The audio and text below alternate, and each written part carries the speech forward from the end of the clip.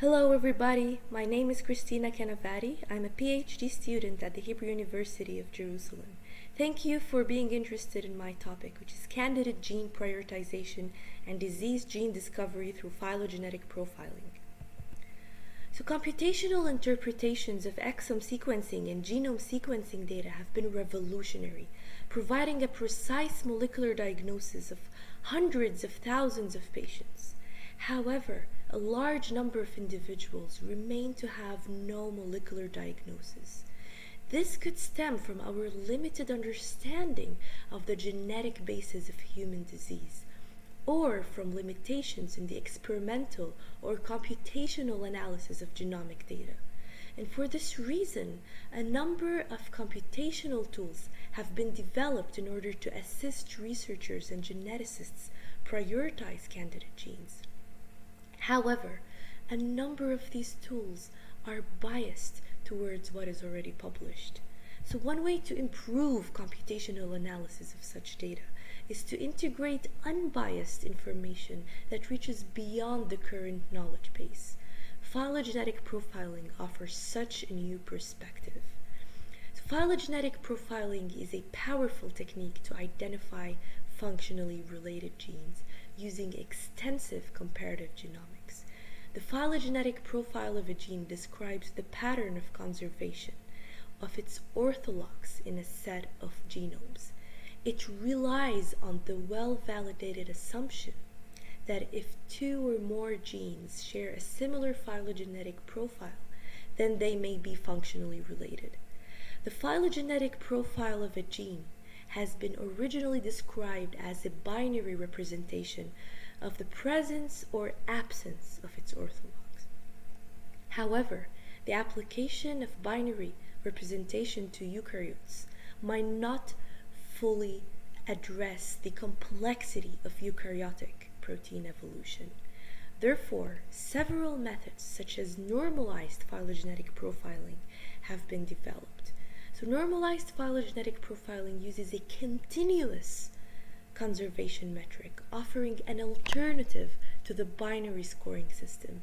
And even following the exponential increase in the number of sequenced organisms, we established that coevolution occurring only within clades like animals, mammals, fungi, plants, or segments of the tree of life can better capture coevolution, thus improving the accuracy of revealing the function of genes in different pathways. We integrated this clade-wise approach into an algorithm which we termed EvolCompGen, which uses clade-wise phylogenetic profiling across 1,028 genomes to identify candidate disease-causing genes based on their global or local coevolution with genes previously associated with the disease. So there are two inputs into EvolCompGen: the patient's candidate genes that survived variant filtering, and a list of phenotypes describing the patient's disorder.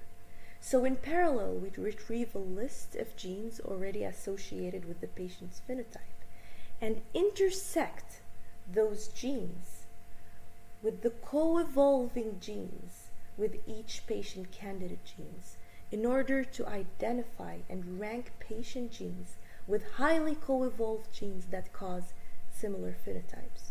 So for example, if the patient has epilepsy, we first retrieve a list of neurological genes already associated with epilepsy. And if a large number of those genes happen to co-evolve with one patient candidate gene, then it might be a new epilepsy disease-causing candidate gene. We benchmarked EvolCompGen using 112 solved exome sequencing data, which revealed that our phylogenetic profiling-based approach yielded comparable results to other available tools like ExomeWalker and 5. ExomeWalker uses protein-protein interaction data and 5 uses mouse knockout data. Yet, the results show complementarity amongst the top-ranked genes, indicating that our approach could pinpoint true causative genes that could not be identified by other existing tools. So after benchmarking and parameter tuning, we applied EvoRanker on a number of unsolved exome case studies. We have already identified novel disease-causing candidates using this approach, but I'm sorry for not being able to disclose the gene names because they are still undergoing functional validation. But just to provide you with an example, this is an unsolved exome of an affected member suffering from global psychomotor delay, brain atrophy, and hypotonia. And EvoRanker has ranked this gene, and I'm calling it here gene X, at the top.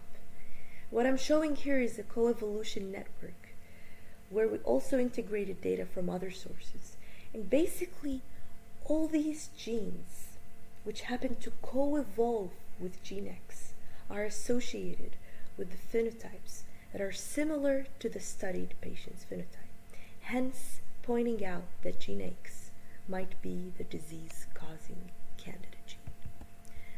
So in conclusion, our platform, which scans global and local coevolution across hundreds of genomes, presents a complementary and innovative approach to pinpoint patient candidate genes that merit further investigation. Thank you very much.